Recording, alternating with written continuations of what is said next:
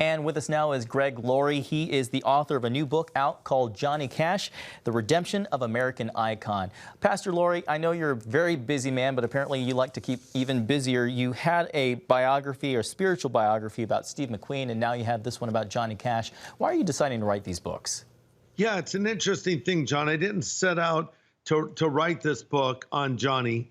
I set out to tell a story about Steve McQueen, who was the #1 actor of his generation, because I'd heard he had become a Christian toward the end of his life. And after some research and meeting the people that knew him, including his widow and his friends and others, I thought, wow, this is a story that needs to be told. So after it came out, it was very well received. We made a documentary film along with it as well that you can watch on iTunes. But anyway, people would ask me, are you going to do another book on some well-known icon that was a Christian? And I said, well, you know, if I did, I would do it on Johnny Cash. So I have a great helper in my co-author, Marshall Terrell, who did a lot of research. And so now this book is out, Johnny Cash, The Redemption of an American Icon. Different from my first book, that was Steve McQueen, The Salvation of an American Icon. Here's a contrast between McQueen and Cash. McQueen was your basic non-believer searching for meaning in life, came to faith toward the end of his life. Johnny, in contrast, was raised as a Christian and believed at an early age, but strayed from it and returned to the Lord later in life.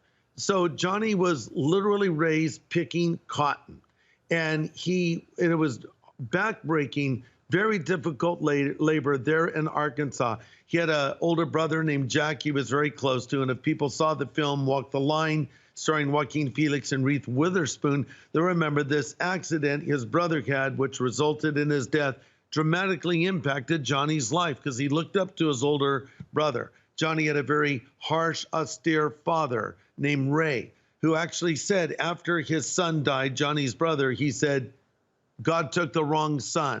What a thing for a kid to live with. So Johnny was always trying to measure up. He was a bit insecure. But, you know, he had this incredible musical talent, and he met Sam Phillips, who was the producer there at Sun Records, who discovered Elvis, Jerry Lee Lewis, Carl Perkins, and they became known as the Millionaire Quartet. So Johnny went off and had a huge career with songs like, you know, I Walk the Line, of course, and Ring of Fire, A Boy Named Sue, Folsom City Blues, or Folsom Prison Blues, and many others. And then, you know, but even at the peak of his popularity, John, he had a TV show that was a huge national hit, and he used it as a platform to share his faith, and even had Billy Graham on it, and would sing gospel songs all the time. But Johnny also had his personal struggles with amphetamines and other areas. So his was a up and down life, but one where he ultimately deepened in his faith in commitment to Christ. Pastor, you just talked about his music and his huge repertoire. Can you talk about the role of his faith and how that maybe played a little bit of a part for him to resonate with so many different fans? Well, the reason that Johnny made it to the age of 71 is because he had that faith. You know, we've all heard these rock and roll stories going back to Elvis, who died in his 40s using legal drugs, but abusing them. And then just gone through the pantheon of rock stars and drugs, Jimi Hendrix, Janis Joplin, Brian Jones, fast forward, Kurt Cobain, Amy Winehouse, even more recently, Chester Bennington, Chris Cornell, just the list goes on. But because Johnny had faith, when he hit rock bottom, he would turn to the Lord again. And he had to go through rehab. He was messed up, but he knew his only hope was Christ. And so it's interesting because both musically and spiritually, Johnny started and finished well. He was huge in his beginning.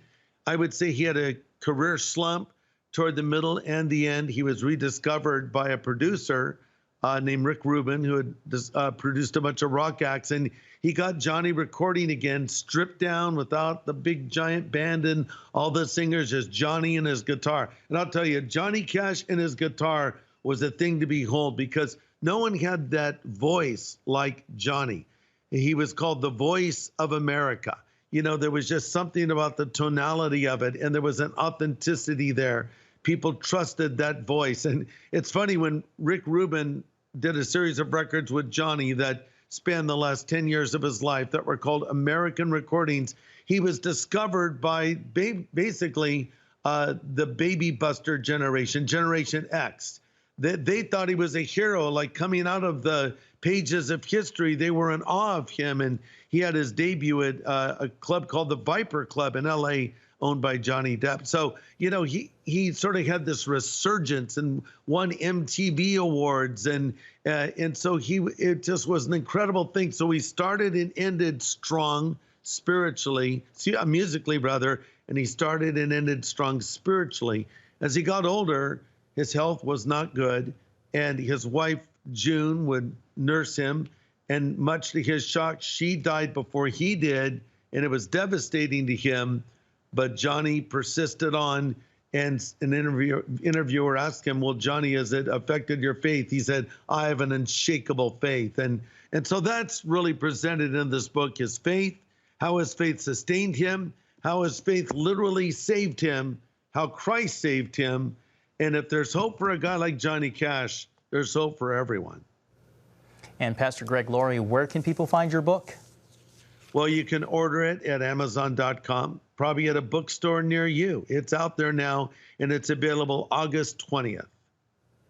Congratulations, Pastor Laurie, on your new book. It's called Johnny Cash, The Redemption of an American Icon. We wish you much success. Thanks for being with us. Thank you.